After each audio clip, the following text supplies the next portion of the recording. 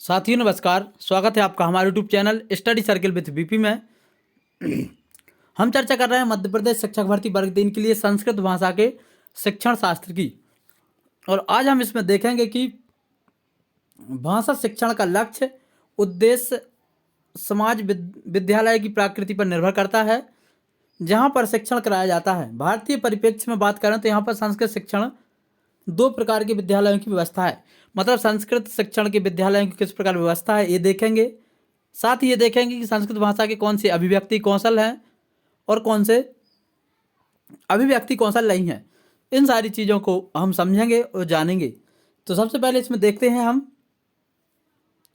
कि भाषा शिक्षण का जो लक्ष्य और उद्देश्य है वह है समाज एवं विद्यालय में प्रकृति पर निर्भर करता है जहाँ पर शिक्षण कराया जाता है। भारतीय परिप्रेक्ष्य में बात करें तो यहाँ पर संस्कृत शिक्षण के दो प्रकार पाए जाते हैं। एक होता है परंपरागत, दूसरा होता है आधुनिक।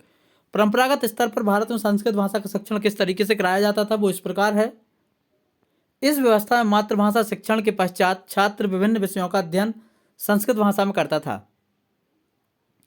मतलब पहले हिंदी की जगह मातृभाषा संस्कृत होती थी, जो परंपरागत हमारा रूप था, और उन्हीं में सभी सब्जेक्टों का अध्ययन कराया जाता था। जिसमें जो प्रथमा था वो प्रवेशिका कहलाता था, जो 10वीं तक के लिए चलती थी। दूसरा था मध्यमा, जिसको उपाध्याय बोलते हैं। तीसरा था शास्त्री, जिसने संस्कृत से बीए किया हुआ हो। और चौथा था आचार्य, जिसने एमए किया हो या एमए पास हो। ये था हमारा परंपरागत शिक्षण जो संस्कृत भाषा से कराया जाता था। आधुनिक स्तर पर देखा जाए तो इस व्यवस्था में छात्र एक वैकल्पिक भाषा के रूप में संस्कृत का चयन करता है। 10वीं 12वीं स्नातक परास्नातक कक्षा में उत्तीर्ण करता है। उपरोक्त दोनों विधाएं लगभग समकक्ष ही होती हैं, परंतु संस्कृत ज्ञान की दृष्टि से पारंपरिक छात्रों में अत्यधिक दक्षता होती है। मतलब जो परंपरागत रूप से ये अध्ययन करते हैं इनमें इनकी अपेक्षा ज़्यादा दक्षता होती है। तो हमसे क्वेश्चन पूछ लिया जाता है कि संस्कृत भाषा में जो शिक्षण कराया जाता था उसमें परंपरागत रूप से जो अध्ययन कराया जाता था उसमें व्यक्ति या छात्र ज़्यादा दक्ष होगा या आधुनिक भाषा में। तो इसका राइट आंसर आएगा परंपरागत वाली में। आगे इसके बारे में देखते हैं प्राथमिक स्तर पर संस्कृत भाषा के उद्देश्य क्या हैं। प्राथमिक स्तर पर संस्कृत भाषा शिक्षण के जो उद्देश्य हैं वो इस प्रकार हैं, इसको हमें देखना है। आधुनिक विद्यालयों में संस्कृत शिक्षण की दृष्टि से इन स्तरों को 3 वर्गों में बांटा गया है। पहला है प्रारंभिक स्तर, दूसरा है मध्य स्तर, तीसरा है उच्च स्तर। तो इसमें हम देखते हैं प्रारंभिक स्तर पर जो इसके संस्कृत भाषा के प्राथमिक स्तर पर प्रारंभिक स्तर में हम देखते हैं कि प्रारंभिक स्तर पर संस्कृत या इसका तात्पर्य संस्कृत शिक्षण से प्रारंभिक स्तर में से है, जिसमें सामान्यतः 6, 7 और 8 की कक्षाओं को सम्मिलित किया जाता है। वहीं मध्य स्तर पर 9, 10, 11, 12 आ सकती हैं तथा उसके पश्चात उच्च स्तर आता है और शिक्षा का जो स्तर होता है उसमें इस स्तर पर विश्वविद्यालय में अंतिम परीक्षा तक हो सकती है। उपरोक्त 3 स्तरों में संस्कृत शिक्षण के उद्देश्य अलग अलग होंगे, जिनका वर्णन हम नीचे करने जा रहे हैं, जिसको हम पढ़ेंगे। तो हम पढ़ेंगे सिर्फ प्राथमिक स्तर के, बाकी के हमें पढ़ने की जरूरत नहीं है क्योंकि हमसे प्राथमिक स्तर की परीक्षा वर्ग 3 में देनी है। प्रारंभिक स्तर पर 6, 7, 8 के छात्र बाल्यावस्था के अंतिम भाग या किशोरावस्था के पदार्पण करने की तैयारी में रहते हैं, जहाँ पर मानसिक दृष्टि से उनके मन में बड़ी बड़ी उथल पुथल मची रहती है, जहाँ पर उन्हें उपयुक्त आदर्शों की आवश्यकता पड़ती है। संस्कृत साहित्य ऐसे आदर्शों से भरा पड़ा है, अतः यदि छात्रों को उचित प्रेरणा प्रदान कर दी जाए तो वह संस्कृत भाषा को वे रुचिपूर्ण ढंग से पढ़ सकेंगे। किंतु यहाँ पर ध्यान रखने की बात है कि छात्र इस समय संस्कृत को प्रारंभ करते हैं, अतः उनसे बहुत अधिक आशा नहीं करनी चाहिए। इस स्तर पर तो इतने से ही संतुष्ट हो जाना चाहिए कि छात्र सरल संस्कृत को पढ़ सकें, उन्हें समझ सकें। इस स्तर पर संस्कृत शिक्षण के उद्देश्य जो हैं वो इस प्रकार हैं, जो हम नीचे आपको बता रहे हैं। मतलब प्रारंभिक स्तर पर जो संस्कृत भाषा पढ़ाई जाती है, इसको पढ़ाते समय हमें ज़्यादा बच्चों से उपेक्षा नहीं रखनी चाहिए। मात्र वह संस्कृत भाषा को पढ़ सकें और समझ सकें, थोड़ा बहुत उसके बारे में जान सकें, यही पर्याप्त है। प्रारंभिक स्तर पर जो उद्देश्य हैं वो इस प्रकार हैं।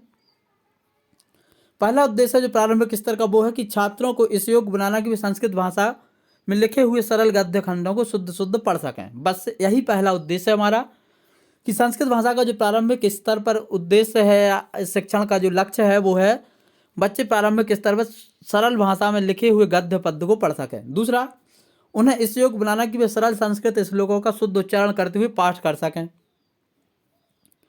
तीसरा उद्देश्य है उन्हें कुछ महत्वपूर्ण श्लोकों को कंठस्थ कराना। जैसे कि आज भी हमें बहुत सारे श्लोक कंठस्थ याद हैं जो हमें 7th 8th में पढ़ाए गए थे। जैसे अष्टादश प्राणेषु व्यासाय द्विवचनद्वयम् परोपकारस्य प्रणयपापस्य परपीडनम् माता शत्रु पिता बैरी एन वालो न पठति ना सोपते स्वा मध्य हंस मध्य वाकु था।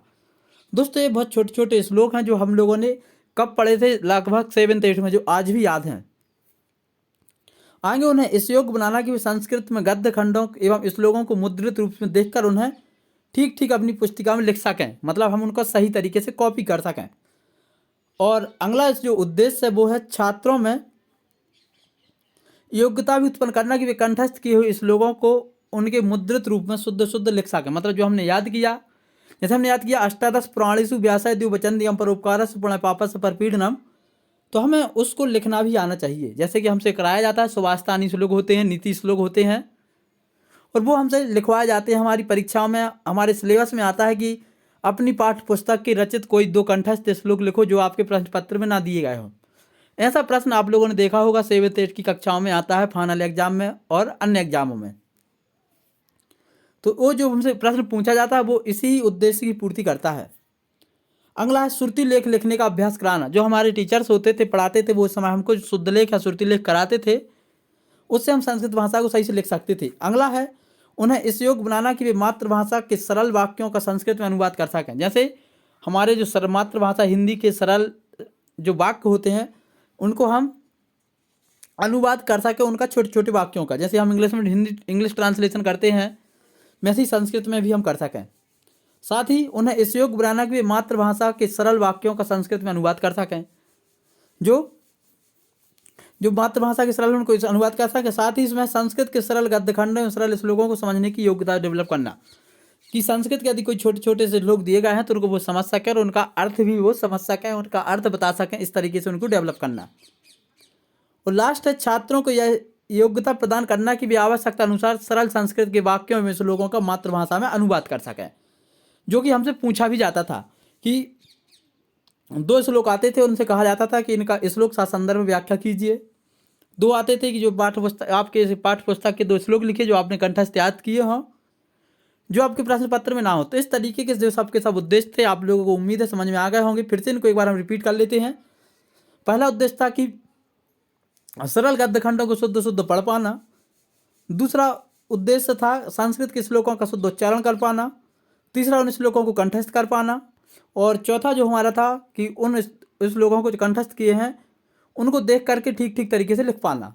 साथ ही कंठस्थ किए हुए श्लोकों को उनको भी लिख पाना, श्रुतिलेख लिख सकना, तथा अपनी मातृभाषा के सरल वाक्यों का अनुवाद कर पाना, सरल गद्य खंडों का श्लोकों को समझना और आवश्यकता अनुसार पढ़ने पर संस्कृत के श्लोकों का जो है अनुवाद कर सके, इस तरीके का डेवलप करना।